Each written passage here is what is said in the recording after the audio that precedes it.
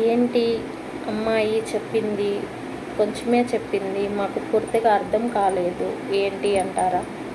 లేదండి, బంధువుల గొడవల్లో కొట్లాట జరిగినాయి, చాలా జరిగాయి. సపోజ్ గొడ్డలు తీసుకొని మా ఇంట్లోకి వచ్చి నన్ను చంపేసేదానికి దాడి చేశారు. కేసు పెట్టాము. కేసు పెడితే పోలీసుల తరపున న్యాయం అయితే జరగటం లేదు. పిలిపిస్తామంటున్నారు, మాట్లాడదామంటున్నారు, పెద్ద మనుషులు ఏదో చేద్దామంటున్నారు, ఏమీ చేయటం లేదు. ఏంటంటే ఇలాగా ఒక గొడ్డలు తీసుకొని ఒక ఇంట్లోకి వచ్చి దాడి చేసినప్పుడు పొద్దున్నే టైం అయిపోయింది, అది 7 గంటలప్పుడు. ఎవ్వరు నిద్రలేసి బయటకు వచ్చే లోపలే దాడి అయిపోయింది.